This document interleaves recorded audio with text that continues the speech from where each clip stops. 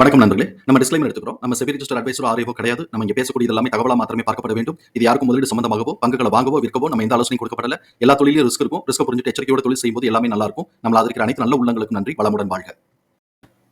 வணக்கம் நண்பர்களே. 2025-26க்கான Q1 result announce பண்ணியிருக்கிறாங்க. அந்த வரிசையில் இப்போ நம்ம பார்க்கக்கூடியது great eastern shipping company GE ship. Subsequent குவார்ட்டருக்கும் சரி 2025-26க்கும் என்ன வாய்ப்பு இருக்குங்கிறதுக்கான ஒரு தேடுதல் முயற்சி. நம்ம அனாலிசிஸ் பார்க்குறதுக்கு முன்னாடி இவங்களுடைய குவார்ட்டர்லி பெர்ஃபார்மன்ஸ் அதோட சம்மரி எப்படி இருக்குன்னு பார்ப்போம். ஃப்ளீட் அண்ட் அசட் மேனேஜ்மெண்ட்டில் வந்து இவங்க டைவர்சிஃபைடு ஃப்ளீட்டிங் மெயின்டைன் பண்ணுறாங்க, ஆப்ரேட் பண்ணுறாங்க. அதில் வந்து crude oil tankers, product tankers, LPG carriers, bulk carriers இதெல்லாம் இருக்குது. தென் செலக்டிவ் அப்ரோச்சஸில் வந்து சில ஓல்டர் வெசல்ஸ்லாம் வந்து ரீப்ளேஸ் பண்ணிகிட்டே வராங்க அப்படிங்கிறதையும் ஆப்டிமைஸ் பண்ணுறதுக்கு அசட் ஆப்டிமைசேஷனில் ஃபோக்கஸ் பண்ணுறாங்கங்கிறது இந்த இடத்துல அவங்க கொடுத்துருக்குறாங்க.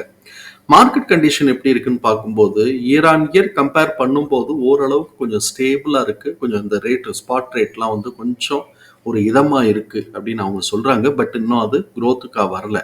ஆனாலும் சில செக்மெண்ட் எல்பிஜி மாதிரியான சில செக்மெண்ட்லாம் வந்து இன்னும் கொஞ்சம் ட்ரையாக தான் இருக்குது அப்படிங்கிறத இவங்க எடுத்துக்கிறாங்க. ஸோ இப்போ அடுத்த குவார்ட்டருக்கு எப்படி இது பிக்கப் ஆக போகுது அப்படிங்கிறது நம்ம வந்து கொஞ்சம் பொறுத்து இருந்து பார்க்க வேண்டியது தான். அதே மாதிரி oil shore, offshore oil ஷோல்டு வந்து ஓரளவு ப்ராஃபிட்டபிலிட்டி அவங்க வந்து டேர்ன் ஆகிருக்கு அப்படிங்கிறதையும் இந்த இடத்துல அவங்க சொல்கிறாங்க. அதே மாதிரி கேஷ் அண்ட் கேபிட்டல் அலோகேஷன்ஸில் வந்து அவங்க கேஷ் பொசிஷனை கொஞ்சம் சிக்னிஃபிகண்ட்டான பொசிஷனை மெயின்டைன் பண்ணுறாங்க அப்படிங்கிறதும் அவங்களோட இதில் நமக்கு கொடுக்கப்பட்டிருக்கு. இப்போ நம்ம அனாலிசிஸ் பார்ப்போம். ட்ரெண்ட் லைனை பொறுத்த வரைக்கும் ஸ்ட்ராங் பெர்ஃபார்மர் அண்ட் ரேடாருங்கிற கிளாசிஃபிகேஷன்ஸ்குள்ள வராங்க. ஹை ஃபினான்ஷியல் ஸ்ட்ரென்த், அஃபோர்டபிலிட்டி, இன் வேல்யூஷன், டெக்னிக்கலாக மூமெண்டம் நியூட்ரலில் இருக்குது. அனாலிசிஸ்ட் ப்ரைஸ் டார்கெட்டாக 1377 டார்கெட் அப்சைட் பண்ணியிருக்கிறாங்க. நம்ம இந்த வீடியோ ரெக்கார்ட் பண்ணக்கூடிய தருணத்தில் 963ங்கிற லெவலில் ட்ரேட் ஆகிக்கிட்டு இருக்கு. இவங்களுடைய பிஇ வேல்யூஷனை செக் பண்ணும்போது கரண்ட் பிஇக்கு ஃபேர்லி வேல்யூடாகவும் 1 இயர் ஃபார்வர்ட் பிஇக்கு ஓவர் வேல்யூ அப்படின்னு சொல்லி இண்டிகேட் பண்ணிக்கிட்டு இருக்கு.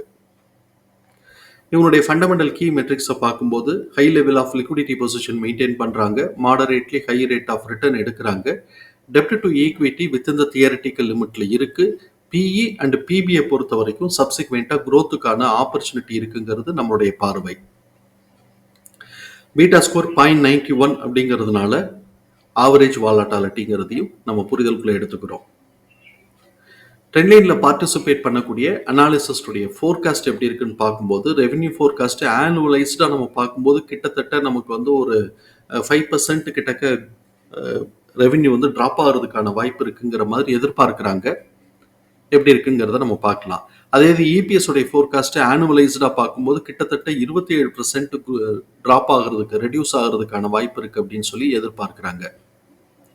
இப்போ இவங்களுடைய குவார்டர்லி பெர்ஃபார்மன்ஸஸை பார்க்கும்போது இயர் ஆன் இயர் கம்பேரிசன்கிறது ஜூன் 2025, ஜூன் 2024 கம்பேர் பண்ணும்போது குவார்டர்லி ரெவென்யூ 21.5% குறைஞ்சு போயிருக்கு. அதே மாதிரி நெட் ப்ராஃபிட்டும் 37.9% குறைஞ்சு போயிருக்கு. Q2 Qன்னு வரும்போது கிட்டத்தட்ட ஒரு 40 கோடி ரூபாய்க்கு ரெவென்யூ குறைஞ்சு போயிருக்கு. அதே மாதிரி நெட் ப்ராஃபிட் ஆனால் இந்த இடத்துல கிட்டத்தட்ட ஒரு 140 கோடி ரூபாய்க்கு நெட் ப்ராஃபிட் இன்க்ரீஸ் ஆயிருக்கு Q2 Qல. அதனால இபிஎஸ் உடைய லெவல் 35 ரூபா 35.3ங்கிற லெவல் இருக்கு. இது போன தடவையை காட்டிலும் 10 ரூபா கூட. இப்போ இபிஎஸ் உடைய டிடிஎம்னு பார்க்கும்போது அது டிக்ரீஸ் ஆகிட்டே தான் இருக்கு. இன்னமும் டிக்ரீஸ் ட்ரெண்ட்ல தான் இருக்கு. அப்போ இவன் இன்க்ரிமெண்டல் ட்ரெண்டுக்கு வந்து இவன் டேர்ன் ஆகும்போது தான் மேலே பிரேக் அவுட் கொடுக்கும் அப்படிங்கிறத நம்ம சாதாரணமாக எதிர்பார்க்கலாம். அடுத்த குவார்ட்டருக்கு என்ன வாய்ப்பு இருக்குங்கிறத நம்ம நம்மளுடைய எக்ஸல் ஷீட்டில் நம்ம வந்து அனாலிசிஸ் பண்ணிக்கலாம். இப்படிப்பட்ட இந்த சூழல்ல எம்எஃப் தன்னுடைய ஹோல்டிங்ல 0.13% இன்க்ரீஸ் பண்ணி வச்சிருக்காங்க. இன்ஸ்டிடியூஷன்ஸ்ல 0.59% டிக்ரீஸ் பண்ணி வச்சிருக்காங்க. எஃப்ஐஎஸ் 0.80% டிக்ரீஸ் பண்ணி வச்சிருக்காங்க. இந்த அட்ஜஸ்ட்மெண்ட்டுக்கு பிறகு, இந்த சேஞ்சஸ்க்கு பிறகு எம்எஃப்ஓட ஹோல்டிங்ல இப்போ கரண்டா வந்து 14.3ஆகவும், இன்ஸ்டிடியூஷன்ஸ் ஹோல்டிங்ல 39.8ஆகவும், எஃப்ஐஎஸ் ஓட ஹோல்டிங்ல 24.6ஆகவும் இருக்கு. இவங்களுடைய இபிஎஸ் தகவல்களை நம்மளோட எக்ஸல் ஃபார்மேட்டில் நம்ம போட்டிருக்கிறோம். நம்ம இங்கே கவனிக்கக்கூடியது book value 945, fair price 1741, current price 963, fair price current ப்ரைஸோட ரேஷியோ 0.55. இது நம்மளை பொறுத்த வரைக்கும் அஃபோர்டபிலிட்டியில தான் இருக்கு. ஆல்ரெடி பிஇ அண்ட் பிபி அஃபோர்டபிலிட்டியில தான் இருக்கு. இப்போ இவன் மேலே அப்சைட் மூவ்மெண்ட் நல்லா ஸ்ட்ராங்கா கொடுக்கணும் அப்படின்னு சொன்னாக்க பிசினஸ் டிமாண்ட், பிசினஸ் உடைய இது வந்து டிமாண்ட் வந்து இன்க்ரீஸ் ஆகணும். பிளஸ் இவனுக்கு ரெவென்யூ இன்க்ரீஸ் ஆகணும், அந்த ப்ராஃபிட் இன்க்ரீஸ் ஆகணும். ஸோ இப்போ அந்த மாதிரியான சூழல்ல இப்போதைக்கு பிஸ்னஸ் வந்து ஒரு மாடரேட்டா ஃப்ளாட்டா இருக்கிறதுனால இவங்களுக்கும் மூமெண்ட்டும் ஃப்ளாட்டா இருக்கு. இந்த ஃப்ளாட் அப்படியே கண்டினியூ ஆச்சுன்னா கொஞ்சம் கரெக்ஷன் வந்தாலும் ஆச்சரியப்படுறதுக்கு இல்லைங்கிறத நம்ம இந்த இடத்துல புரிதலுக்குள்ள எடுத்துக்கிறோம். சரி, இப்போ இருக்கக்கூடிய ஃபேர் ப்ரைஸ் கரண்ட் ப்ரைஸோட ரேஷியோல இருந்து நம்ம ஃபர்ஸ்ட் லெவல் ரெசிஸ்டன்ஸா அசியூம் பண்ணுறது எப்போதுமே 1.25 1.5 அப்படிங்கிற லெவலில் நம்ம அசியூம் பண்ணுவோம். இப்போ இவன் இப்போதான் 0.5 வரான். இப்போ இந்த நிலையில இருந்து இவனுக்கு என்னென்ன ஆப்பர்ச்சுனிட்டி இருக்கு அப்படின்னு பார்த்தோம்னா ஃபேர் ப்ரைஸ் கரண்ட் ப்ரைஸோட ரேஷியோ பிரகாரம் 0.75க்கு போறதுக்கான வாய்ப்பு இருக்கு, 0.5ல சுத்துறதுக்கான வாய்ப்பு இருக்கு, 0.25க்கு கரெக்ஷன் ஆகிறதுக்கான வாய்ப்பு இருக்கு. அப்ப 0.75க்கு இவன் அப்சைட் மூவ்மெண்ட் கொடுத்தான்னா இவனுடைய பிரைஸ் ரேஞ்சுங்கிறது 1306ங்கிற லெவல்ல கன்வெர்ட் ஆகுது. 0.5 அந்த இடத்துக்குள்ளேயே சுத்திக்கிட்டு இருக்கிறான் அப்படின்னு சொன்னா 870 அப்படிங்கிற அந்த ரேஞ்சுக்குள்ளேயே சுத்திட்டு இருக்கிறதுக்கு வாய்ப்பு இருக்கும். 0.25க்கு கரெக்ஷன் ஆகுறான் அப்படின்னு சொன்னா 435 அப்படிங்கிற ரேஞ்ச் நமக்கு கிடைக்குது. இது ஃபேர் பிரைஸ் கரண்ட் பிரைஸ் ரேஷியோவை பேஸ் பண்ணி கிடைக்கக்கூடிய பிரைஸ் ரேஞ்ச்.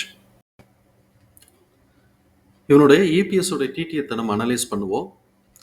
கரண்ட் இபிஎஸ் உடைய டிடிஎம் 142.6, அது ஆவரேஜ் பண்ணும்போது 35.65 கிடைக்குது. இதுதான் நெக்ஸ்ட் குவார்ட்டருக்கான ஆவரேஜ் எஸ்டிமேட்டட் ஏபிஎஸ். நெக்ஸ்ட் குவார்ட்டருக்கு எக்ஸிட் ஆக போகிறது 40.30. அதை காட்டிலும் ஆவரேஜ் ரொம்ப கம்மியாக இருக்குது, கிட்டத்தட்ட 5 பாயிண்ட்டுக்கு மேலே கம்மியாக இருக்குது. அதனால ப்ரீவியஸ் குவார்ட்டருடைய ஹைட்டு மேலே உடைக்கிறது சந்தேகம் அப்படிங்கிறது, வாய்ப்பு ரொம்ப கம்மி அப்படிங்கிறத நம்ம புரிதலுக்குள்ள எடுத்துக்கிறோம். அதே சமயத்தில் ப்ரீவியஸ் குவார்ட்டருடைய லோவை கீழே உடைப்பானா அப்படிங்கும்போது நம்ம Q1ஓட இந்த ஆவரேஜை கம்பேர் பண்ணும்போது ஆல்மோஸ்ட் 0.3 எரர்ல ஈக்குவலாக இருக்கிறதுனால கீழே உடைக்கிறதும் சந்தேகத்துக்குரியதாக வருது. ப்ரீவியஸ் குவார்ட்டருடைய லோவை கீழே உடைக்கிறதும் சந்தேகத்துக்குரியதாக இருக்கு. அதனால ரேஞ்ச் பவுண்டுக்கான வாய்ப்புகள் இருக்கலாம், இல்லாட்டி மிட் பாயிண்ட் லெவல்லே சுத்திட்டு இருக்கிறதுக்கு வாய்ப்பு இருக்கு. ஆனா அடுத்த குவார்ட்டருக்கு ஒரு சேலஞ்ச் என்ன அப்படின்னு சொன்னா எக்ஸிட் ஆக போறது 41.6. இப்ப இவே 41.6 அதை ஒட்டியோ அதுக்கு மேலேயோ எடுக்கல அப்படின்னு சொன்னாக்க எகெயின் திருப்பி வந்து இபிஎஸ் உடைய டிடிஎம் டிக்ரீஸ் ஆகும், டிக்ரீஸ் ட்ரெண்டுக்குள்ள போயிட்டு இருக்கும். ஆல்ரெடி நமக்கு இப்ப டிக்ரீஸ் ட்ரெண்ட்ல தான் இருக்கு. 202, 164, 142ன்னு குறைஞ்சுக்கிட்டே வருது. இப்ப இவன் எகெயின் திருப்பி இவன் இந்த ஆவரேஜே எடுத்தான் அப்படின்னு சொன்னா 142ல 137ன்னு குறையும் போது டிக்ரீஸ் ட்ரெண்ட் ஆகுது. அந்த மாதிரியான சூழல் வந்தது அப்படின்னு சொன்னா ப்ரீவியஸ் குவார்ட்டருடைய லோவை கீழே உடைக்கிறதுக்கான வாய்ப்புகள் இருக்கலாம். பார்ப்போம், நம்ம ஆக்சுவல் ரிசல்ட் எப்படி வருதுங்கிறத பார்த்துட்டு நம்ம அனாலிசிஸ் பண்ணிக்கலாம். இப்போ இருக்கக்கூடிய இந்த சூழல்ல இவனுடைய பிரைஸ் ரேஞ்சுங்கிறது ஃபர்ஸ்ட் 580, 703, 1007 இது ஒரு செட் ஆஃப் ரேஞ்ச். 1007 மேல உடைக்கும் போது 1030, 1161 இல்லாட்டி 1164, 1225, 1376 அப்படிங்கிற ரேஞ்ச் நமக்கு இப்ப காட்டிக்கிட்டு இருக்கு. இதை நம்ம சார்ட்ல வந்து மார்க் பண்ணியிருக்கிறோம். கீழே வந்து 703 நம்ம ஞாபகம் வச்சுக்கக்கூடிய பிரைஸ். கீழே 875க்கு கீழே இந்த குவார்ட்டருடைய ரேஞ்சுங்கிறது 875ல இருந்து 1007, 1030 இதுதான் இந்த குவார்ட்டருடைய ரேஞ்சில் இருக்கு. கீழே 875க்கு கீழே உடைச்சான்னா நம்ம வந்து கவனத்தில் இருக்கக்கூடிய பிரைஸ் வந்து 703. இப்போ இவன் நம்ம பார்க்குறோம் இந்த ரேஞ்சுக்குள்ளேயே சுற்றிட்டு இருக்கலாம், இல்லாட்டி இந்த ரேஞ்சோட மிட் பாயிண்ட் லெவல்லே சுற்றிட்டு இருக்கலாம்னு பார்த்தோம். இவன் இந்த ரேஞ்சோட மிட் பாயிண்ட் லெவலுக்குள்ளேயே தான் இப்போ சுற்றிட்டு இருக்கிறான்.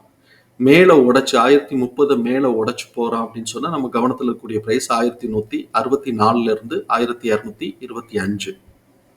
அதுக்கும் மேலே போகிறான்னா 1376.